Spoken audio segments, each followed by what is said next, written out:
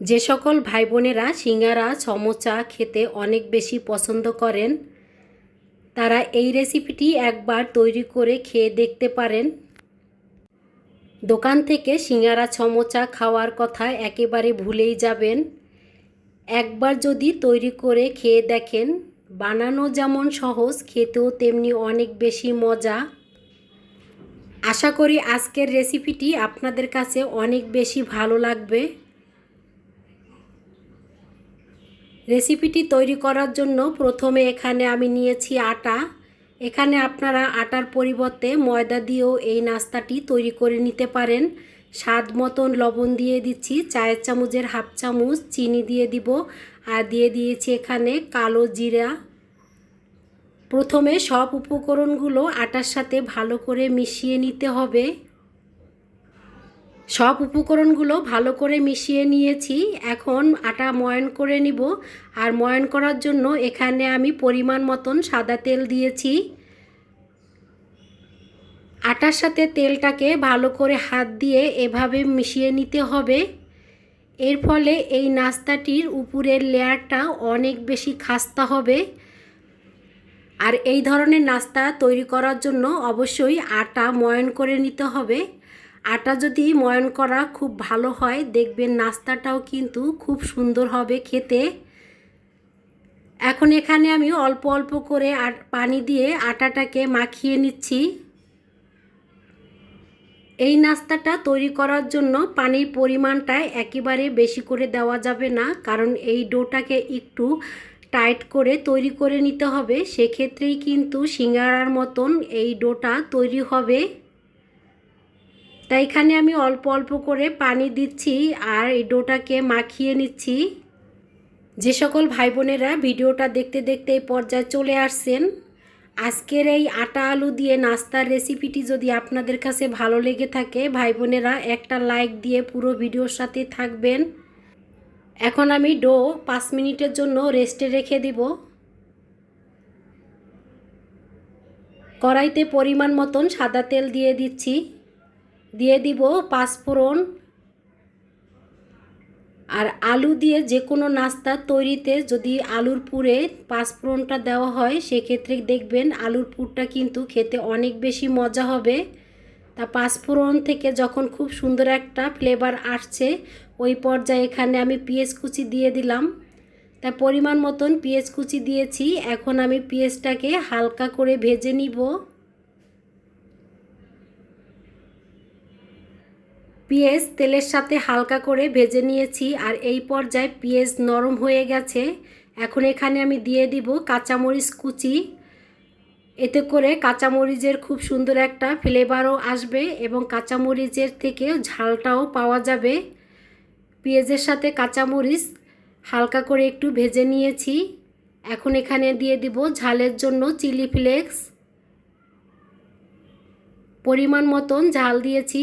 আর আলুর পুরে একটু ঝালটা বেশি হলে খেতে বেশ ভালোই লাগে। পরিমাণ মতন লবণ দিয়ে দিচ্ছি, দিয়ে আমি হালকা করে একটু নেড়ে চেড়ে নিলাম। এখন দিয়ে দিব এখানে আলু। আর অফ ক্যামেরায় আলু আমি সিদ্ধ করে ম্যাশ করে নিয়েছি। এখন আমি আলু ভালো করে মশলার সাথে মিশিয়ে নিব। আর এভাবে যদি আলুর পুর তৈরি করা হয়, খেতে কিন্তু অনেক বেশি মজা লাগে। এখানে কিন্তু অতিরিক্ত কোনো মশলা দেওয়ার প্রয়োজন নেই। আমি এখানে চায়ের চামচের হাফ চামচ পরিমাণ দিয়েছি চাট মশলা। আর এই চাট মশলা যদি হাতের কাছে থাকে, অবশ্যই একদিন আলুর পুরে দিয়ে এভাবে তৈরি করে খেয়ে দেখতে পারেন, অনেক বেশি মজা পাবেন। পরিমাণ মতন ধনেপাতা দিয়েছি। এখন হালকা করে নেড়ে চেড়ে পুরটাকে চুলার থেকে নামিয়ে একটা বাটিতে রেখে এক সাইড করে রেখে দিব। এর ফলে পুরটা ঠান্ডা হয়ে যাবে আর নাস্তাটা খুব সুন্দরভাবে তৈরি করা যাবে। যতক্ষণ পর্যন্ত আলুর পুর রান্না করেছিলাম ততক্ষণ পর্যন্ত রেস্টে রেখে দিয়েছি। এখন রেস্টে রাখা আটার ডোয়ের থেকে আমি ছোট ছোট করে লেচি কেটে নিচ্ছি। তা এই নাস্তার জন্য লেচিগুলো একটু ছোট ছোট করেই কেটে নিতে হবে। আমরা রেগুলার যে বাসায় রুটি বানাই, তার চেয়ে একটু ছোট করে আমি লেচিগুলো কেটে নিচ্ছি।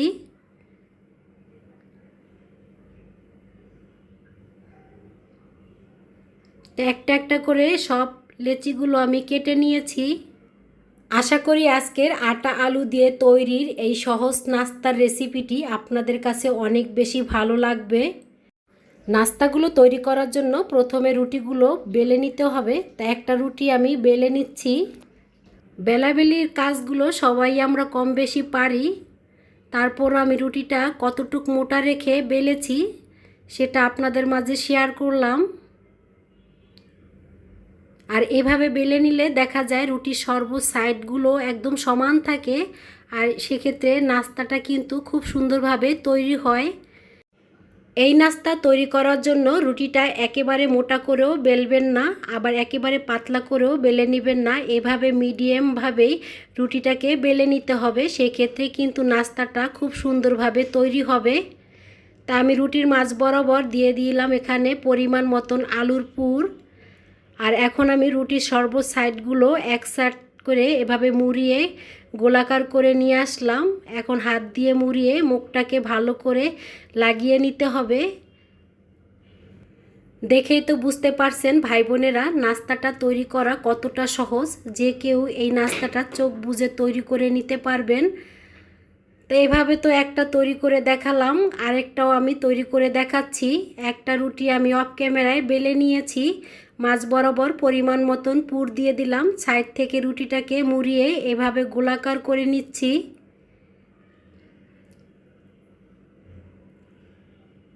এই মুখটাকে খুব সুন্দরভাবে একদম লাগিয়ে নিতে হবে, কারণ মুখটা যদি ভালো করে লাগানো না হয় সেক্ষেত্রে তেলে দিয়ে ভাজার সময় কিন্তু মুখটা খুলে আসতে পারে, সেক্ষেত্রে কিন্তু পুরটা তেলের সাথে বের হয়ে আসতে পারে। তা ভালো করে মুখটাকে লাগিয়ে নিতে হবে। তা এভাবে আমি সব নাস্তাগুলো অফ ক্যামেরায় বানিয়ে নিয়েছি। ভাজার জন্য কড়াইতে আমি পর্যাপ্ত পরিমাণ সাদা তেল দিয়েছি, আর তেলটা যখন হালকা গরম হয়েছে তখন এখানে আমি একটা একটা করে নাস্তাগুলো তেলে দিয়ে দিচ্ছি। ভাজার জন্য ফ্রাই প্যানটা যদি একটু বড় হয় একবারে অনেকগুলো নাস্তা ভেজে নেওয়া যায়, তাই এখানে আমি 6টা দিয়েছি। যে সকল ভাই বোনেরা ভিডিওটা দেখতে দেখতে এই পর্যায়ে চলে আসছেন তাদেরকে অনেক অনেক ধন্যবাদ জানাচ্ছি। ভাই বোনেরা ফুল ভিডিওটির সাথে থাকবেন আশা করি।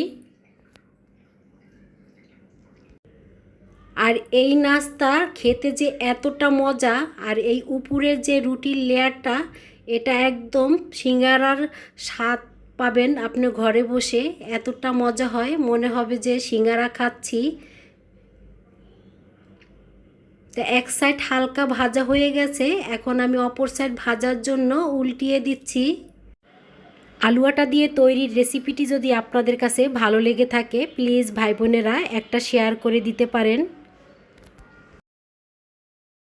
ভাজার এই পর্যায়ে চুলার আঁচটা একটু বাড়িয়ে দিয়েছি। এখন আমি আবার অপর সাইড ভাজার জন্য নাস্তাগুলোকে উল্টিয়ে দিচ্ছি। এভাবে উল্টিয়ে পাল্টিয়ে নাস্তাগুলো খুব সুন্দরভাবে ভেজে নিতে হবে। যখন উপরের সাইডে খুব সুন্দর একটা কালার আসবে তখনই বুঝে নিতে হবে নাস্তাগুলো ভাজা হয়ে গেছে। তাই দেখতেই পাচ্ছেন ভাই বোনেরা নাস্তাগুলো কিন্তু ভাজা হয়ে গেছে। এখন আমি তেলের থেকে তুলে নিচ্ছি। আর দেখতে কতটা লোভনীয় হয়েছে, নাস্তাগুলো খেতেও কিন্তু অনেক মজা। আলু আর আটা যদি ঘরে থাকে এই সহজ নাস্তাগুলো তৈরি করে আপনিও খেয়ে দেখতে পারেন।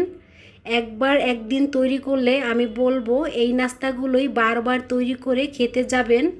রেসিপিটি ভালো লাগলে একটা লাইক দিয়ে চ্যানেলটি সাবস্ক্রাইব করে থেকে যেতে পারেন।